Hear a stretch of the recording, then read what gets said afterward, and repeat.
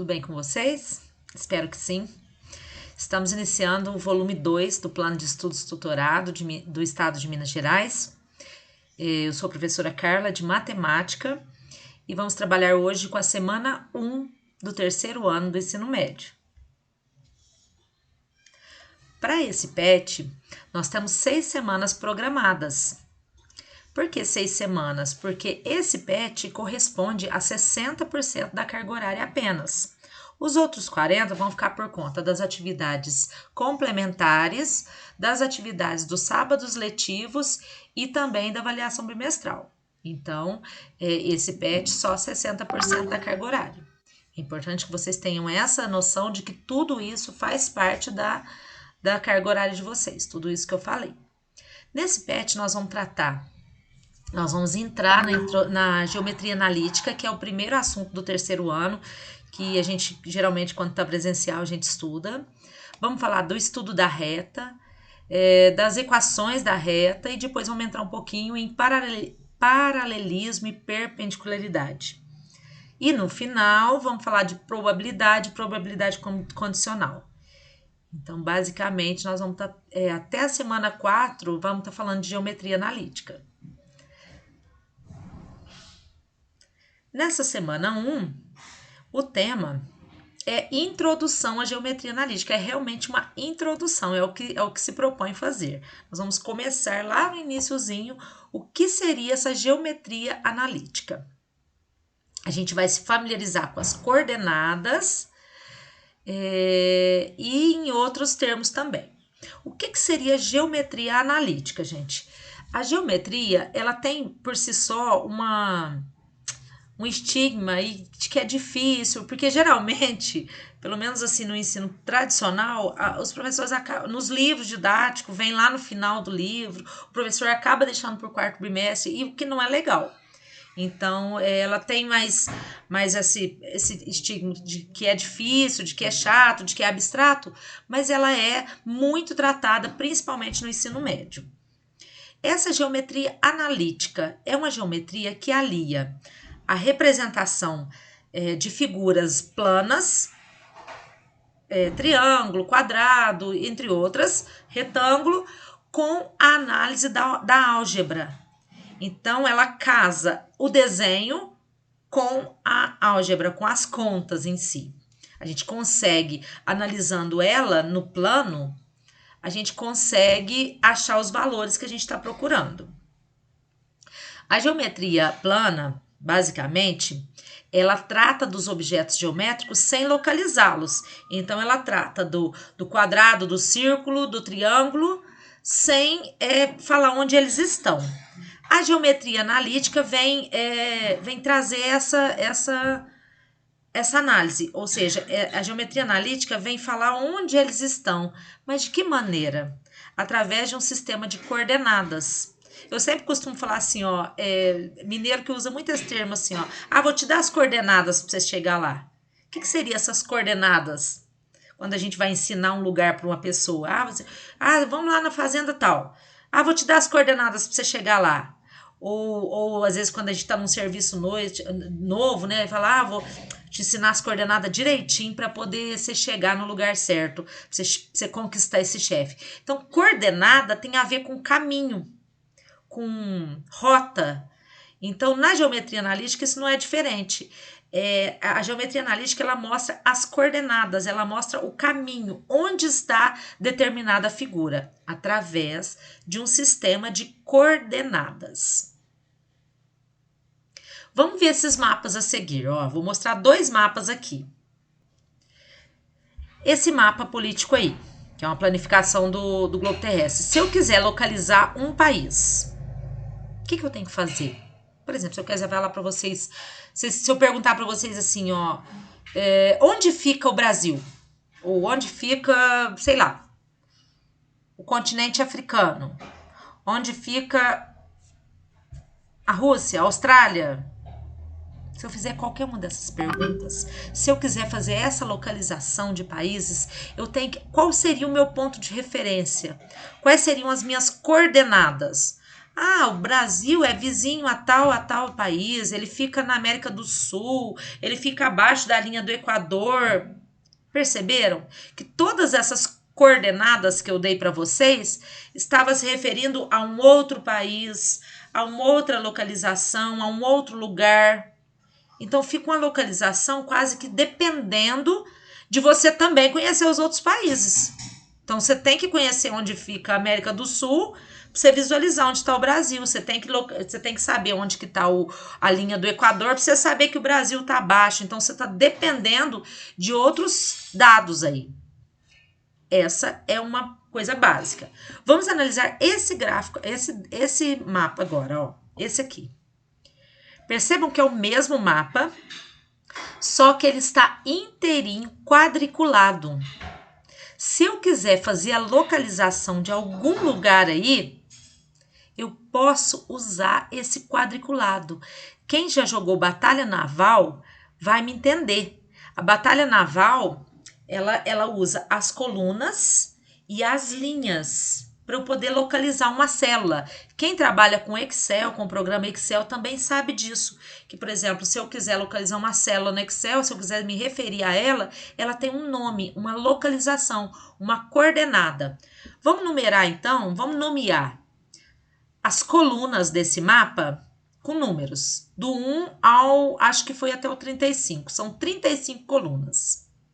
Tá tampando aí meu rosto aí, mas deixa eu tirar aqui. Peraí. Aí. E vou nomear as linhas com letras. Então, eu tenho A até o T e do 1 ao 35. Pronto. Se eu quiser localizar o extremo nordeste do Brasil, olha aqui onde ele tá, ó. A flechinha tá mostrando aí? Aqui, ó. Nesse ponto aqui. Basta eu localizar em qual linha e em qual coluna ele está. Ó. Ele está na coluna 12, na linha M. Ficou um pouquinho torto aqui, mas é na linha M. Então, M12. Se eu falar para vocês, localizem para mim o país que está na coluna 7, o lugar, a localidade, não é país não, porque o país está meio grande. Coluna 17, linha J. Gente, é muito fácil, olha aqui, ó. Coluna 17, linha J. A J tá aqui, ó. Mais ou menos. Então, seria essa localidade aqui onde está o meu mouse. Perceberam a diferença de localizar algo aqui e localizar algo aqui? O quanto as coordenadas facilitam essa localização? De que forma? Eu tenho dois tipos de coordenadas. Uma coordenada que está na vertical, que são as colunas, e uma coordenada que está na horizontal, que são as linhas. Eu tendo essas duas coordenadas, o ponto de cruzamento ali é o local exato. Então, eu falo coluna 21, linha P. Acabou. Coluna 28, linha A. Ó, tem nada aqui. Na linha A, coluna 28. É o mar, é o Oceano Ártico aí. Né? Se eu falar para vocês, linha 30, coluna Q. Ó, linha 30, coluna Q. Bom, acho que ficou claro que quando eu tenho um sistema de coordenadas na horizontal e na vertical, eu consigo fazer uma localização mais precisa e mais com referências mais firmes. Do que eu ficar, é perto de tal, é vizinho, fica no abaixo, é muito mais difícil. Então, a coordenada vem dar essa certeza de que eu estou fazendo uma localização exata. E é isso que a geometria analítica vem fazer para a gente. Para criar esse sistema de coordenadas, esse sistema matemático de coordenadas, são duas coisas que são necessárias. Os eixos e a unidade de medida. O que são eixos? São as colunas e as linhas. Esses são os eixos. Aí, nós temos um plano, em matemática, nós temos um plano criado por Descartes, nossa senhora, Descartes, sumiu o nome, que é chamado plano cartesiano, que ele é tratado de 2y, ele trata de dois eixos. nós temos o eixo X, que é o eixo horizontal, e nós temos o eixo Y. Uma coisa importante nesses dois eixos é que eles são perpendiculares. Que termo é esse? São termos que eu quero que vocês se familiarizem. Um eixo perpendicular é um eixo que forma exatamente 90 graus. Ó, tá dando para ver aí? 90 graus. Esse cantinho aqui, o que é o eixo, que é onde tá meu arame do meu caderno, é o encontro dos dois. Então, quando eu tenho dois eixos que formam perpendicular, um ângulo de 90 graus aqui, ó, na virada, eu tenho o eixo Y e o eixo X. Então, são duas coisas. Eu tenho dois eixos e esses dois eixos precisam ser perpendiculares, precisam estar formando 90 graus entre eles. Esse plano, com esse sistema de eixos, é chamado de plano cartesiano. Nós vamos ver um pouquinho do criador desse plano. Ok, as coordenadas são chamadas de coordenadas retangulares ou cartesianas. Ninguém usa esse termo retangular. Então, nós vamos chamar de coordenadas cartesianas. Por que coordenadas cartesianas? Porque elas estão no plano cartesiano. Mais uma coisa, cada ponto desse plano, ele tem duas coordenadas. A coordenada X e a coordenada Y. A coordenada X é chamada de abscissa e a coordenada Y é chamada de ordenada. Nós vamos ver isso na prática agora, eu acho. Vamos ver essa ilustração desse plano aqui, ó. Esse é o plano cartesiano. Eu tenho o eixo Y e o eixo X. Eles formam aqui um ângulo de 90 graus, ou seja, fica retinho ali. O que mais que falou lá? Ele é chamado de plano cartesiano, as coordenadas são as coordenadas cartesianas, e para eu localizar um ponto, eu preciso de duas coordenadas. Vou mudar o programa aqui para ficar mais fácil da gente ilustrar. Peraí. Eu já tenho aí na tela, ó, o plano cartesiano. Então, aqui, ó, eu tenho o eixo Y na vertical e o eixo Y na horizontal. Perdão, gente. O eixo X na horizontal. Esse ponto aqui do meio, que é o ponto 0, é chamado de origem do plano. Ali no meio é a origem do plano, é onde os dois eixos se cruzam. Esse plano, ele está dividido em 4 quadrantes, que formam esses quadrados aqui, ó. E ele é nomeado no sentido anti-horário, ao contrário do relógio, ó. Então, o primeiro quadrante tá aqui, o segundo quadrante, terceiro quadrante, quarto quadrante. Esses nomes são importantes, gente, porque às vezes eu estou resolvendo um exercício, eu falo, ponto fica no primeiro quadrante, para vocês visualizarem onde é que tá. Então, primeiro, segundo, terceiro, quarto quadrante. O que a gente vai observar nesses quadrantes? O valor do X e o Y. Olha aqui, ó. O eixo X, se vocês já lembram da reta numérica, ele tem um ponto 0. Para a direita, ele é positivo. Para a esquerda, é negativo. Olha o eixo Y. O eixo Y. Para cima, o sentido é positivo. Para baixo, ele é negativo. E aqui no meio é o ponto 0, onde os dois eixos se encontram. Vamos analisar o valor de X e Y nesse primeiro quadrante aqui. O valor de X está aqui, ó. Ele é positivo, ou seja, ele é maior que 0. E aqui está o valor de Y. Ele também é maior que 0. Então, aqui no primeiro quadrante, X maior que 0, Y maior que 0. Vamos analisar o segundo quadrante. O valor do X aqui, ó, é menor que 0, ele é negativo. Então, no segundo quadrante, X menor que 0. E o Y continua positivo, continua maior que 0. O terceiro quadrante, todos os pontos aqui desse terceiro quadrante, eles têm o valor de X menor que 0, ou seja, negativo, e tem os valores de Y também negativos. No quarto quadrante, o valor de X é positivo, é maior que 0, e o valor de y é menor que 0. Então, é claro que não precisa decorar isso, mas de analisar eu tenho que saber falar se o x é positivo ou se o x é negativo. Mais uma informação que eu tenho que trazer para vocês sobre esse ponto, sobre esse plano. Para eu localizar os pontos, eu preciso de duas coordenadas. Vou até fazer o desenho aqui para vocês. Espera aí. Aqui. Por exemplo, para eu achar esse ponto, para eu falar assim, onde está o ponto A? É assim, é para isso que serve a geometria analítica.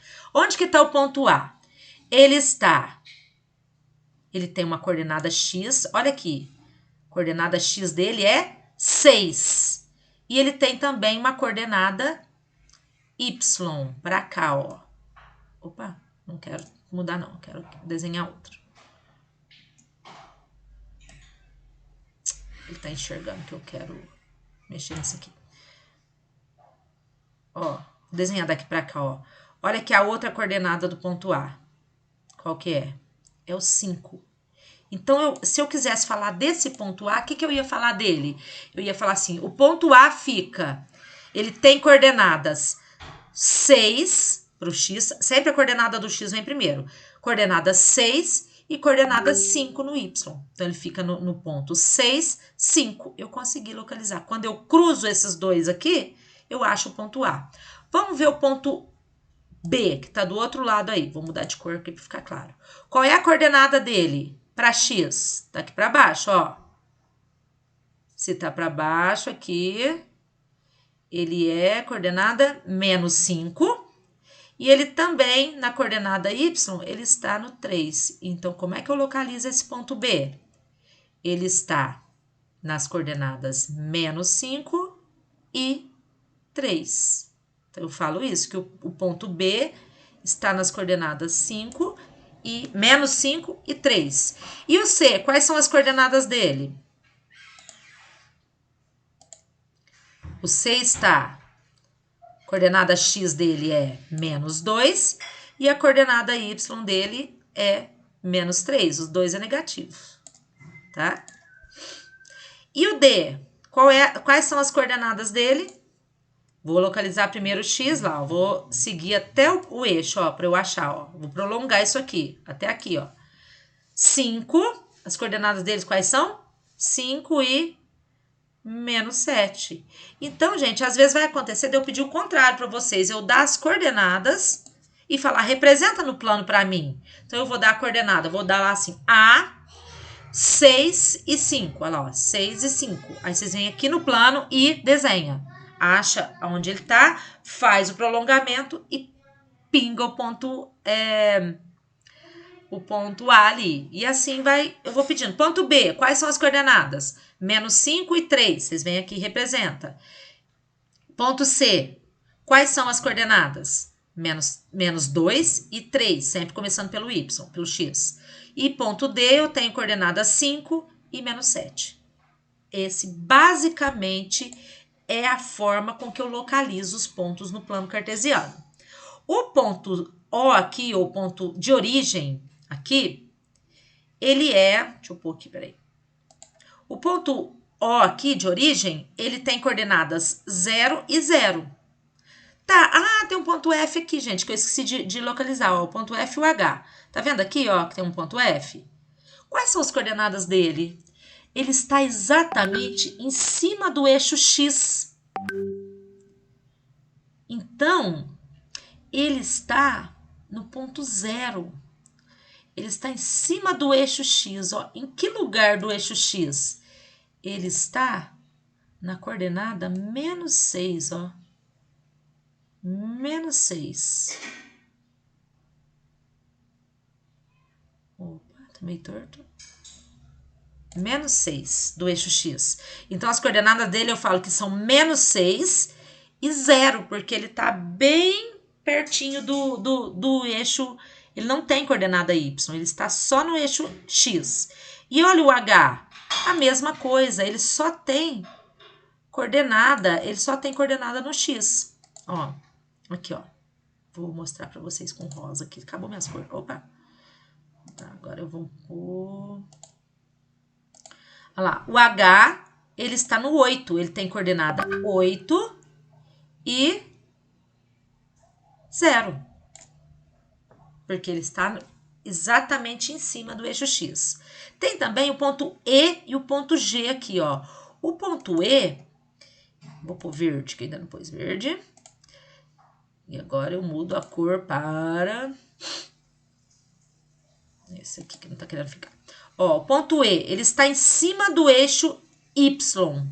Então, ele tem coordenada 0 no X e 6 no Y. Então, eu sempre olho ali onde ele tá, ó, 6.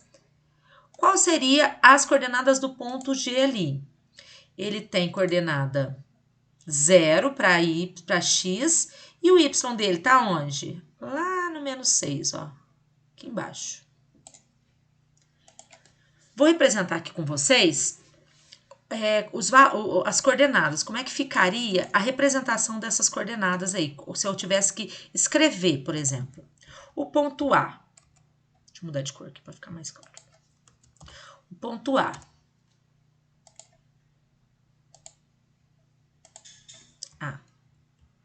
Ele está...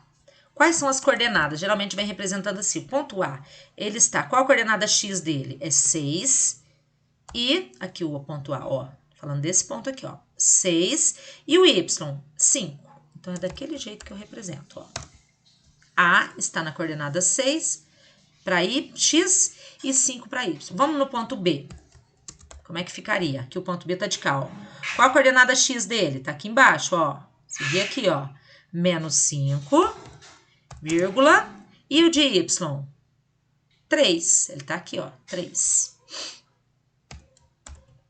Ponto C, vamos localizar esse ponto. Cadê ele? Tá aqui, ó. Qual a coordenada X dele? Primeiro X, menos 2. E o Y? A coordenada é menos 3. E a coordenada D? Do ponto D? Qual é? A coordenada D é 5 e menos 7. Aqui o menos 7 aqui. A coordenada do ponto E, que é esse que está aqui em cima do eixo Y. A coordenada dele de Y é 6, porque ele está em cima do Y. Ele está em cima do Y, então a coordenada do X é 0 e a coordenada do Y é 6. F. Aqui o F está em cima do X, ó. Esse rosa aqui, ó, o F.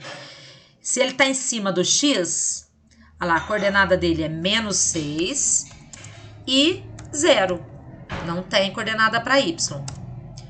A coordenada do G, do ponto, que está aqui embaixo, em cima do eixo X, Y. A coordenada dele é menos 6. Menos 6 no eixo Y. Então, é 0 para X, menos 6 para Y. H é o que está do lado de cá, ó. H tem coordenadas...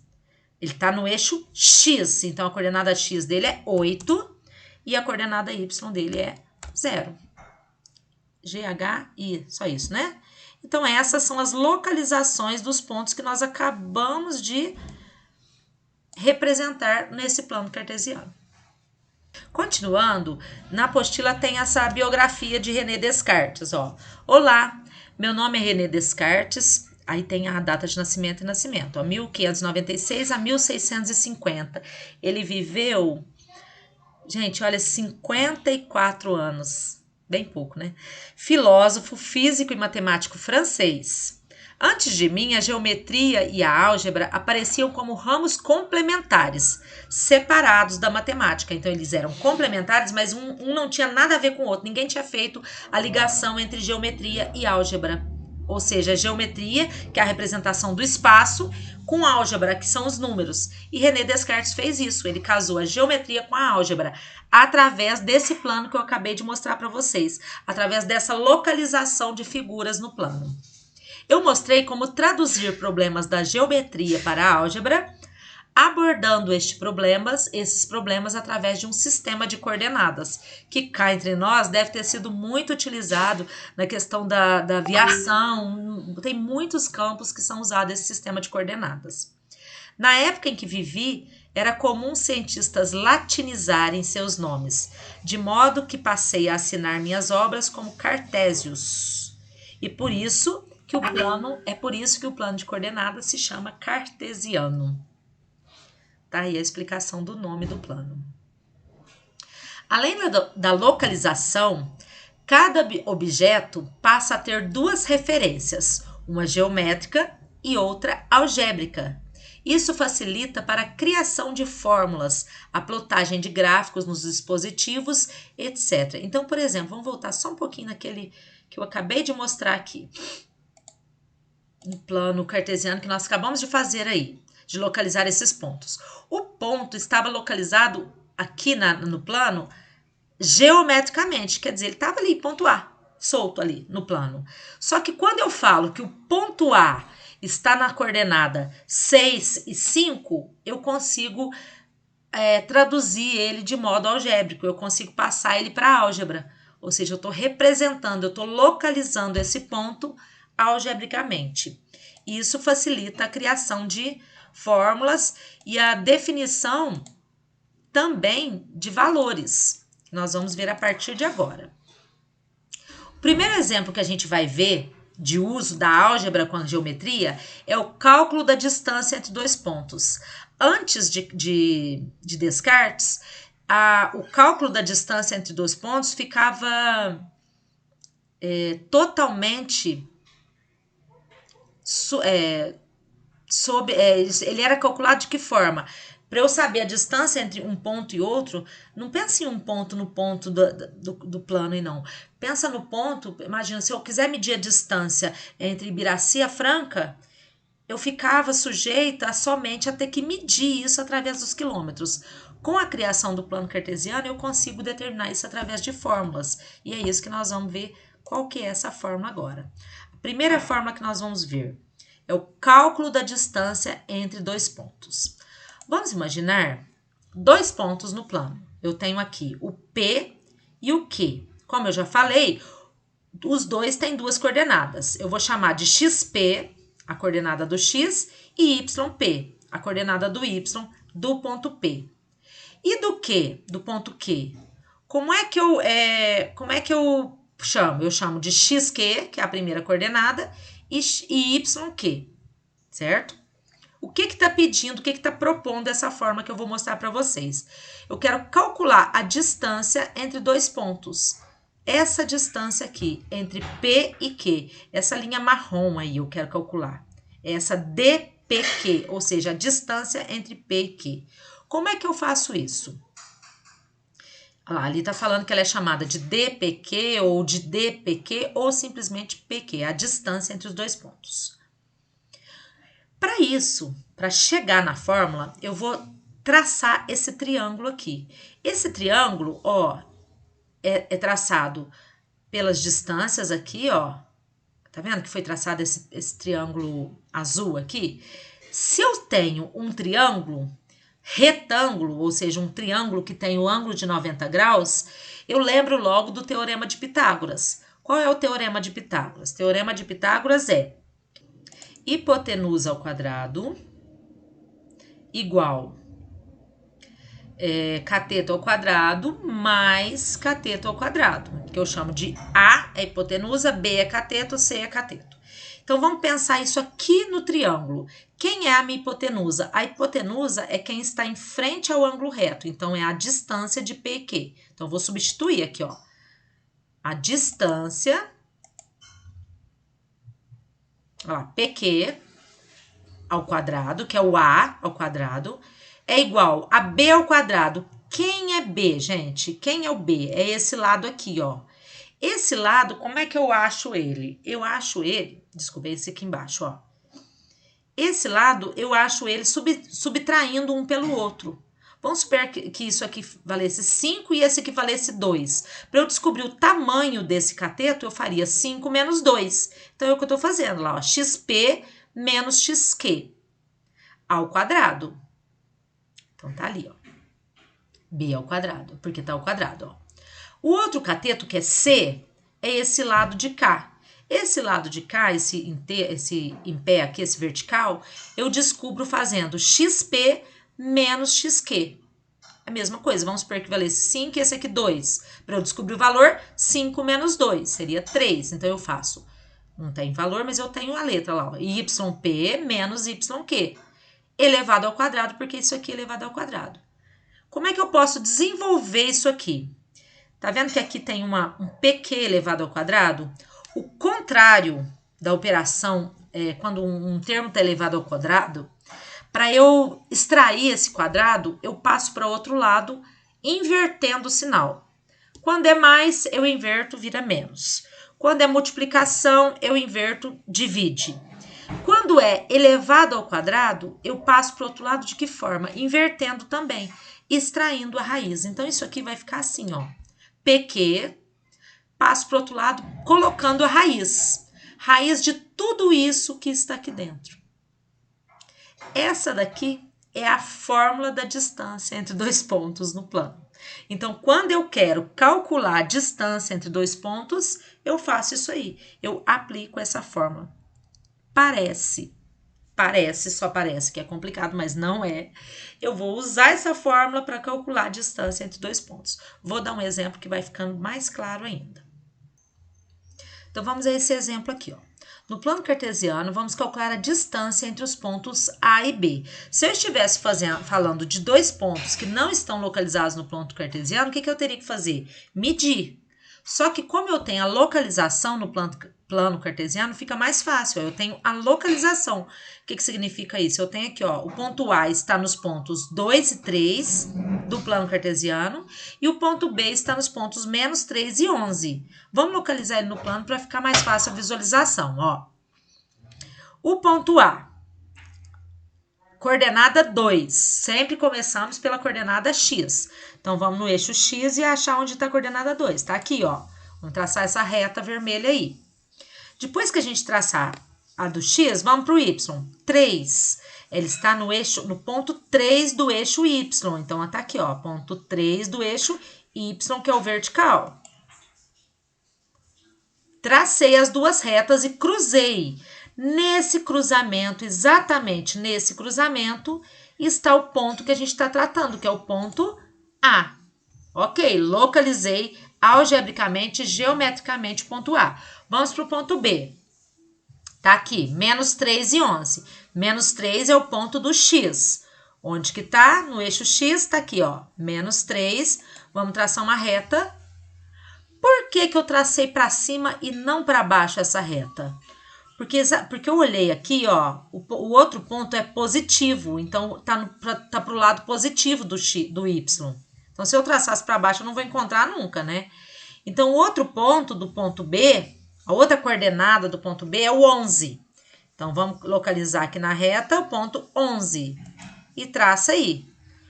No cruzamento, exatamente no cruzamento, está esse ponto vermelho que eu chamo de B. O que o exercício está pedindo? Eu quero a distância entre os pontos A e B. É essa distância aqui, ó. É essa distância amarela. Essa trajetória. Quanto que mede essa trajetória amarela aí? É isso que está pedindo o exercício para calcular essa distância. Que nós vamos usar, então, aquela fórmula que eu apresentei lá atrás, que é essa daqui, ó. Distância de PQ, essa é a fórmula. É igual a XP menos XA menos XQ ao quadrado mais YP menos YQ ao quadrado. Só que aqui nós não temos PQ, nós temos A e B. Eu só troquei para ficar mais claro, ó. A distância entre A e B é dada por XA menos XB ao quadrado mais a coordenada YA menos a coordenada YB elevado ao quadrado. Se eu resolver isso aí, eu consigo calcular a distância. Vamos fazer, então, a simples substituição. O que eu tenho que saber? Quem é o XA, quem é o XB, quem é o YA e quem é o YB. Então, vou fazer distância AB. Quem seria o YA? O XA, gente? Só parar um pouquinho aqui, ó. O XA é esse aqui, ó, é o 2. E o XB é a coordenada X do ponto B, é o menos 3. Quem é o YA? YA é o 3 aqui, ó. É o Y do A. YB é o Y do B aqui, ó. É a coordenada Y do B. Então, nós vamos fazer essa substituição, ó. AB é igual XA, que é 2, menos XB, que é menos 3. Eu pus entre parênteses para não fazer confusão. Mais YA, que é 3, menos o YB, que é 11. Tudo isso elevado ao quadrado e dentro da raiz. Então, eu só substituir esses valores aqui. Eu só tenho que saber reconhecer quem é quem, tá? Lembrando que é X, Y, X e Y. É até bom a gente pôr aqui, ó, aqui, né? XA e XB, que fica mais fácil. Vamos agora resolver isso aqui. Eu tenho aqui um número negativo e um sinal negativo aqui. Vou eliminar isso aqui, fazendo menos com menos. Então, fico AB igual 2, menos com menos aqui fica mais 3 elevado ao quadrado, mais 3 menos 11 elevado ao quadrado. Ficou mais simples para que eu resolva. Vamos agora resolver o que está dentro desse parênteses. Eu faço AB, raiz quadrada, 2 mais 3 é 5, elevado ao quadrado, mais 3 menos 11 é menos 8, elevado ao quadrado. Vou resolver agora a potência, o quadrado aqui. Então, vai ficar AB é igual raiz quadrada, 5 ao quadrado é 5 vezes 5, 25, mais menos 8 ao quadrado. Menos 8 ao quadrado é menos 8 vezes menos 8. Menos com menos fica mais. Então, todo número elevado ao quadrado é positivo. Então, menos 8 elevado ao quadrado é 64 positivo. Porque é menos com menos. Menos 8 vezes menos 8. 25 mais 64 fica raiz quadrada de 89. Esse número, se ele não fosse primo, 89 é primo. Ele não divide por mais nenhum outro. Só por ele mesmo e por 1. Teria uma forma de eu resolver, mas vai ter outro exercício que eu vou resolver. Como não tem, ou eu posso deixar desse jeito, raiz quadrada de 89, é o que geralmente acontece, ou eu posso resolver na calculadora. Esse número, raiz quadrada de 89, vai dar esse pequeno número aqui, ó, aproximadamente 9,4339, infinidade de casas decimais após a vírgula aí. Mas eu poderia deixar apenas na raiz de 89. Isso tudo é a distância disso aqui para isso, do A para o B, certo? Para saber mais, na nossa apostila, tem a sugestão de um vídeo. Ó, o longa-metragem abaixo conta a importância da geometria analítica para a conquista da Lua pelos Estados Unidos em 1969. Então, é um filme com 3 cientistas brilhantes, estrelas além do tempo. Vou ler a sinopse aqui para a gente ter interesse ou não. Ó. Em plena Guerra Fria, Estados Unidos e União Soviética disputam a supremacia na corrida espacial, ao mesmo tempo em que a sociedade norte-americana lida com uma profunda cisão racial entre brancos e negros, onde negros não podem frequentar mesmos locais que brancos. Tal situação é referida também na NASA, onde um grupo de matemáticas negras é obrigado a trabalhar à parte. É lá que estão Katherine Johnson e Dorothy Vaughan, né? E Mary Jackson, grandes amigas que, além de provar sua competência dia após dia, precisam lidar com os preconceitos arraigados para que consigam ascender na hierarquia da NASA.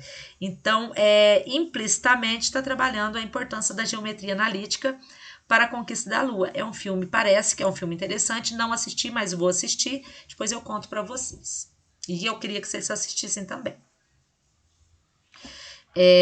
A partir daí, nós temos 2 atividades, 2 exercícios que eu vou resolver com vocês, só que eu vou virar a câmera para as minhas mãos, para que fique mais claro, tá bom? A gente já volta para se despedir. Começamos então com os exercícios de matemática da semana 1 do 3º ano. O primeiro exercício tem apenas 2 exercícios, né? O primeiro exercício fala o seguinte: Joelma viu em um site o triângulo ABCD da figura ao lado e ficou em dúvida se parece um triângulo retângulo ou se realmente é um triângulo retângulo. Então, esse triângulo está representado no plano cartesiano e ela achou que era um triângulo retângulo, quer dizer, não dá para ter certeza se é um triângulo retângulo. Lembrando que o triângulo retângulo é aquele que tem o ângulo, pelo menos um ângulo de 90 graus, né? Então ela ficou em dúvida e ela queria provar se era ou se não era um triângulo retângulo. E aí ela se lembrou, fala aí no exercício, da recíproca do teorema de Pitágoras. Falei no teorema de Pitágoras na teoria. O teorema de Pitágoras ele é válido para os triângulos retângulos.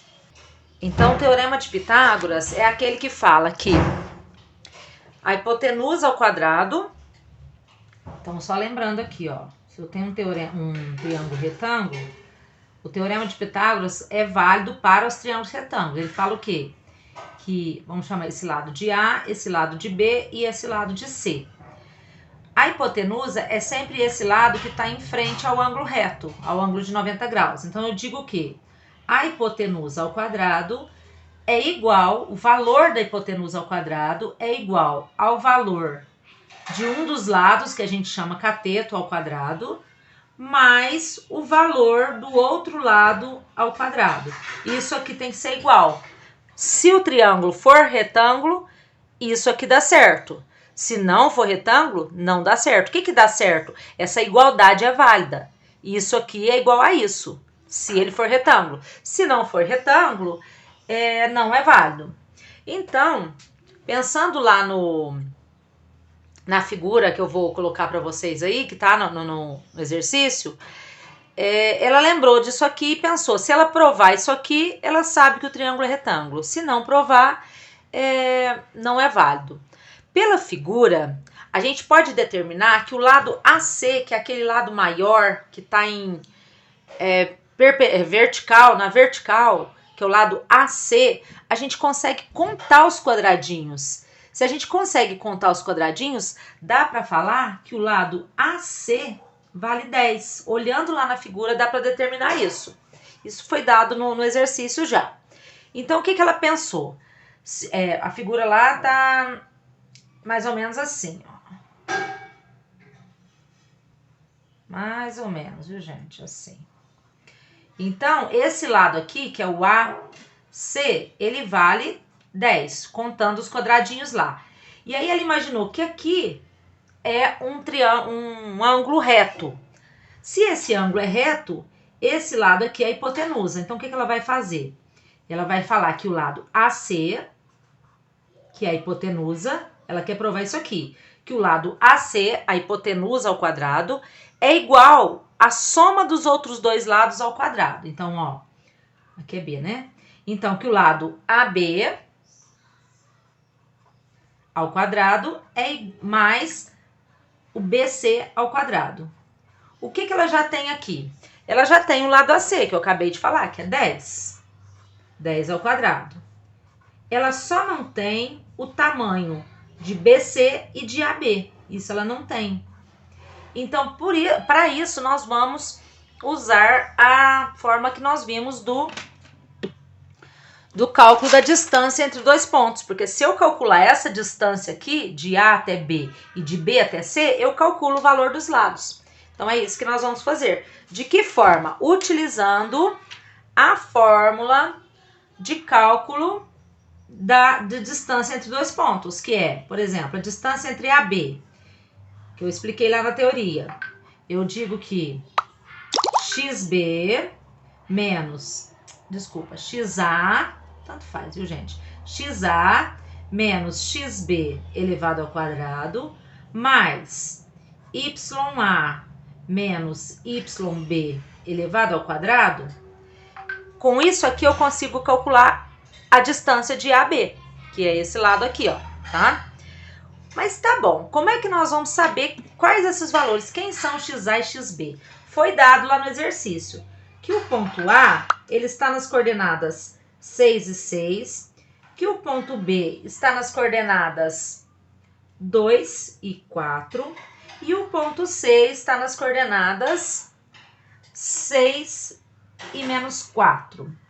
Lembrando que eu já falei para vocês que sempre na coordenada de um ponto, o primeiro que vem é o x e o segundo que vem é o y. Então, é só substituir na fórmula. Vamos usar, então, o AB ali. Calcular primeiro o valor desse lado aqui, do AB. Então, a gente põe raiz quadrada de XA. Quem é o XA? É o x do ponto A, é a coordenada x do ponto A. Então, é 6. Menos o XB. Opa, peraí, eu tenho que olhar no ponto B. O XB, o x do B é esse aqui, ó. E o y é esse, e aqui é do C, ó. Então, o XA é 6 e o XB é 2. Então, vai ficar 6 menos 2 elevado ao quadrado, mais YA. O y do A é 6, menos o y do B. O y do ponto B é 4. Isso aqui elevado ao quadrado. Cálculo simples, a gente vai fazer isso aqui, ó. Primeiramente, resolvo o que tem dentro do parênteses. 6 menos 2, 4 ao quadrado. Mais 6 menos 4, 2 ao quadrado. Isso mesmo. Aí eu resolvo. Agora eu posso resolver o quadrado. Mantenha a raiz quadrada. 4 ao quadrado é 4 vezes 4. É 16 mais 2 ao quadrado. 2 vezes 2, 4. Então, o valor de AB é raiz de 20. Vou deixar do jeito que tá? Tem um outro jeito, tem um jeito de eu simplificar isso aqui. Eu vou até simplificar, mas nós podemos usar desse jeito aqui. Se eu quisesse tirar esse 20 daqui de dentro, porque não tem raiz exata de 20, eu vou racionalizar. Eu puxo esse 20 aqui pro lado, ó. Aparecendo aí, né? Puxo esse 20 pro lado e vou dividindo. 20 dá para dividir por 2. Vai dar 10. 10 dá para dividir por 2. 10 por 2 dá 5. O 5 só divide por 5. Então, aqui eu divido por 5. 5 dividido por 5 dá 1. Aí, aqui, como é que eu posso escrever esse 20? 2 vezes 2 é 4, ou seja, 2 ao quadrado. E o 5 aqui embaixo fica sozinho. Então, a raiz de 20 eu posso escrever ela desse jeito, ó. 2 ao quadrado vezes 5. Por que eu fiz isso? Porque aí eu consigo tirar pelo menos uma parte de dentro do radical. Qual parte que eu consigo tirar? Eu consigo tirar o 2, porque eu corto esse 2 com o radical, ou seja, é como se fosse 4, né? Raiz de 4. Raiz de 4 é 2. Mas é como se eu cortasse esse número aqui e tirasse ele lá de dentro. Então fica, quem que eu vou tirar aqui de dentro? Só o 2, ó. 2, o raiz de 5 tem como eu tirar? Não. É só uma forma diferente de eu escrever raiz de 20, viu, gente? É uma forma mais simplificada, porque às vezes na resposta do exercício vocês não acham raiz de 20. Vocês acham 2 raiz de 5, que é a mesma coisa. Por isso que a gente tem que saber fazer esse processinho aqui, tá? Nesse exercício vai ser vantagem deixar no raiz de 20, porque vocês vão ver por que é mais fácil. Bom, a gente já tem dois lados do triângulo. A gente já tem o lado AC, que é 10, o AB, que vale raiz de 20. Falta eu calcular o BC. Vamos calcular? Então, vamos lá. BC, vou usar a mesma fórmula de cálculo de distância, porque eu quero saber o tamanho. Como é que eu faço? Agora eu não vou usar XA e XB, eu vou usar XB e XC. Então, XB menos XC, porque eu estou mexendo com esses dois pontos, elevado ao quadrado, mais YB menos YC elevado ao quadrado. Vou fazer as substituições. Aonde que eu vou buscar isso? Nas coordenadas desses dois pontos B e C. Coordenada do ponto XB. XB é 2. XC menos a coordenada do XC. X do C, 6. Elevado ao quadrado, mais YB, ó, Y do B é 4, menos y do C é menos 4. Eu vou pôr entre parênteses para não fazer confusão com o jogo de sinal, tá? Isso tudo elevado ao quadrado. Vamos simplificar isso aqui para deixar mais claro para a gente ver. Nesse daqui eu consigo resolver já, ó.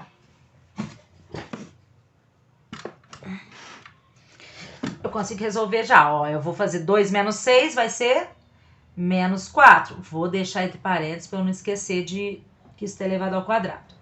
Mais, ó, 4 menos com menos, mais 4 elevado ao quadrado. Isso aqui vai ser raiz quadrada. Menos 4 elevado ao quadrado, todo número negativo elevado ao quadrado fica positivo. Então, vai ser 4 vezes 4, 16 positivo. Mais 4 mais 4, vou fazer direto, tá? 4 mais 4, 8. 8 elevado ao quadrado, 8 vezes 8, 64. Então, o lado BC vai ser raiz de 80. Da mesma forma, eu vou fazer isso que eu fiz aqui para vocês ficarem atentos quando acontecer isso aqui. Vou tirar esse 80 daqui. Não dá para tirar tudo porque não tem raiz de 80. Então, eu vou racionalizar o 80. Vou puxar ele aqui para o lado, ó. 80 dividido por 2 vai dar 40. Dividido por 2 vai dar 20. Dividido por 2 vai dar 10. Dividido por 2 vai dar 5. 5 só divide por 5, que vai dar 1. E agora, como é que eu reescrevo isso aqui? Eu vou agrupar de 2 em 2, ó.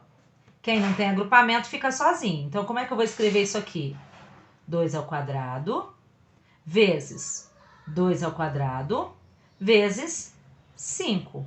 Isso aqui é a mesma coisa que raiz de 80. Então, vai ser BC igual raiz. No lugar do 80, eu vou colocar isso. Para que isso tudo, Carla? Para eu conseguir tirar uma parte de dentro do radical.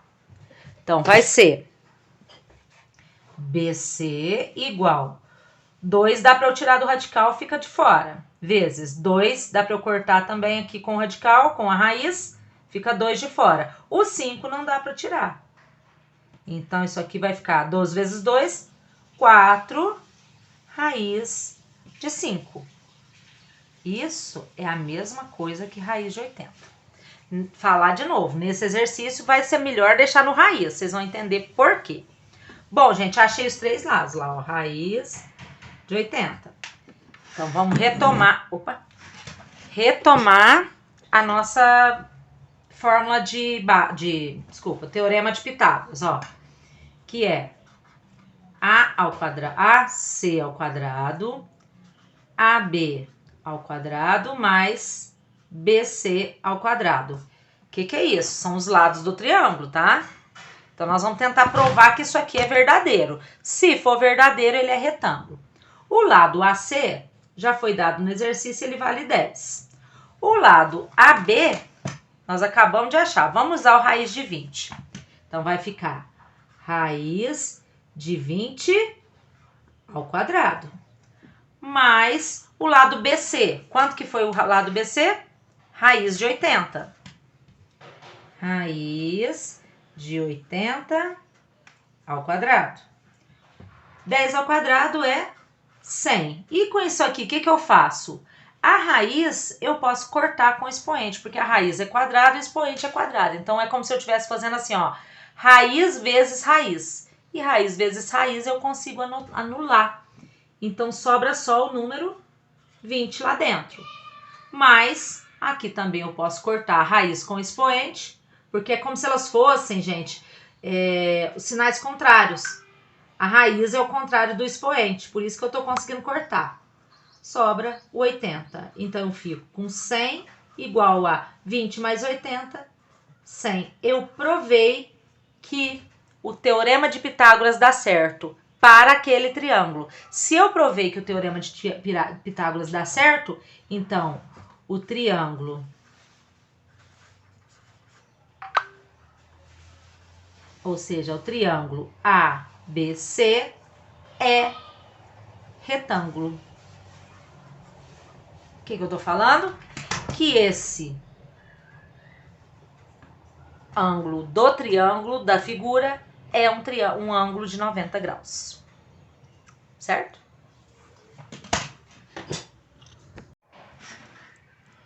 Vamos ao exercício 2 do PET, né? Fala o seguinte, acho que nós temos só 2 exercícios, né? Ele tem um enunciado grande, mas não é tão difícil não. Alex gosta de codar, programar, para estudar matemática. Ele fez no celular um programa, que está do lado aí, para calcular a distância entre 2 pontos. Por distração, Alex se equivocou nos parênteses e em vez da fórmula correta, colocou no programa. Aí tem uma fórmula aí, gente. Distância igual raiz quadrada, xp menos xq ao quadrado, mais yp menos yq ao quadrado. Quem se equivocou foi o pessoal que elaborou a apostila, porque essa fórmula não está errada. Essa é a fórmula correta de cálculo da distância entre 2 pontos. Então, eu fiquei por horas e horas procurando, mas não tem erro. Essa fórmula aí é a fórmula correta. Eu acho que eles deveriam ter incluído um erro. Mas, enfim, o que o exercício está falando é que ele colocou a fórmula errada no programa e achou um valor errado. Achou que a distância vale 1.609. E aí, o que pede, então? Como o programa produziu uma resposta incorreta, ele percebeu o erro e corrigiu, obtendo a resposta correta. A pergunta é, qual é a resposta correta de distância entre os pontos P e os pontos Q? O ponto P, ele tem coordenada 1 e 20. E o ponto Q tem coordenada 8 e 20.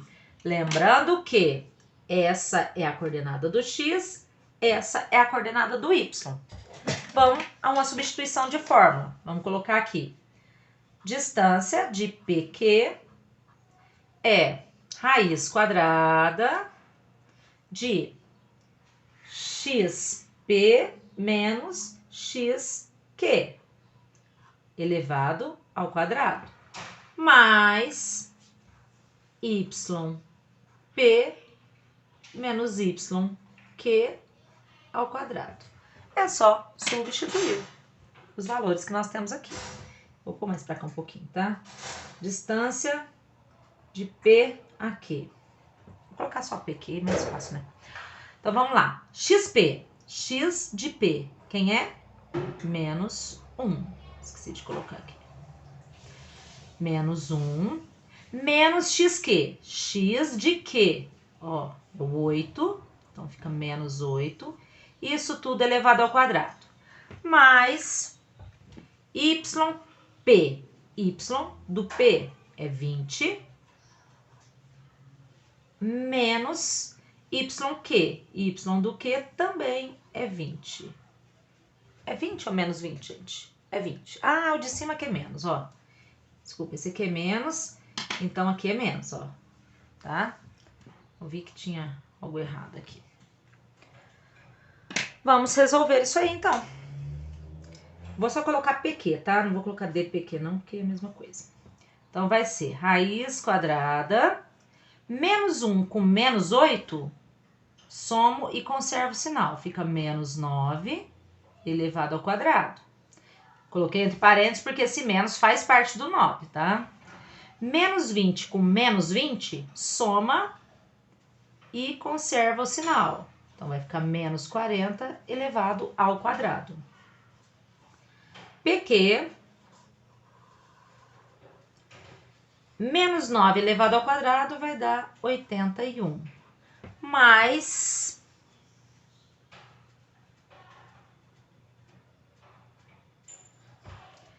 menos 40 elevado ao quadrado vai dar 1.600. Então, a distância entre P e Q, raiz quadrada de 1.681. A gente tem, gente, que saber usar a cabeça em matemática. E, logicamente, que eu não vou ficar aqui ensinando vocês a calcular a raiz desse tamanho aqui. Tem vários vídeos na internet que ensinam técnicas para calcular isso aqui.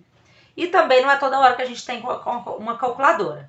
Quando tiver a calculadora, fica fácil ir lá e calcular a raiz quadrada de 1681. Mas vamos supor que vocês não tivessem a calculadora. Se eu estivesse fazendo uma prova, eu ia fazer por teste. Porque a resposta A é 39, a resposta B, 40, a resposta C, 41 e a resposta D, 42. Essas são as alternativas. O que a gente tem que pensar? Por isso que eu tô falando, tem que usar a lógica. Aqui, olha só, 40 vezes 40 deu 1.600. Se a raiz é 1.681, então, logicamente, o resultado vai ser maior do que 40. Porque se fosse raiz de 1.600, seria 40. Como é raiz de 1.681, então o resultado aqui deve ser maior que 40. Então, eu já elimino esse e já elimino esse. Sobra somente o 41 e 42. De propósito, eu vou testar o 42. Então, eu vou fazer 42 vezes 42, ou seja, 42 ao quadrado, que deve dar o valor que está aqui dentro. 2 vezes 2, 4. 2 vezes 4, 8. 4 vezes 2, 8. 4 vezes 4, 16. 4, 8 mais 8, 16, vai 1. 6 mais 1, 7. 1.784. Então, deu mais. Então, é só para saber, ó, a raiz de 1.764 é 42. Vamos testar, então, já eliminei esse. Provavelmente é o 41, mas vamos conferir. 41 vezes 41 vai dar 1 vezes 1, 1. 1 vezes 4, 4. 4 vezes 1, 4. 4 vezes 4, 16. 1, 4 mais 4, 8. 6 e 1. Exatamente. Então, a raiz de 1.681 é 41, o que nos dá como resposta correta a alternativa C. Certo? No mais, vamos continuar fazendo valer a pena, porque as oportunidades não voltam. Tchau, tchau. Terminamos assim o conteúdo denso da primeira semana do terceiro ano. É bom que vocês assistam, se for preciso, mais de uma vez, para que vocês entendam todos esses conceitos, porque como tratou o título, é uma introdução à geometria analítica, então esses termos serão usados nas próximas semanas. Seria muito bom que vocês se apropriassem bem desses conceitos. No mais, um forte abraço, até semana que vem. Tchau, tchau.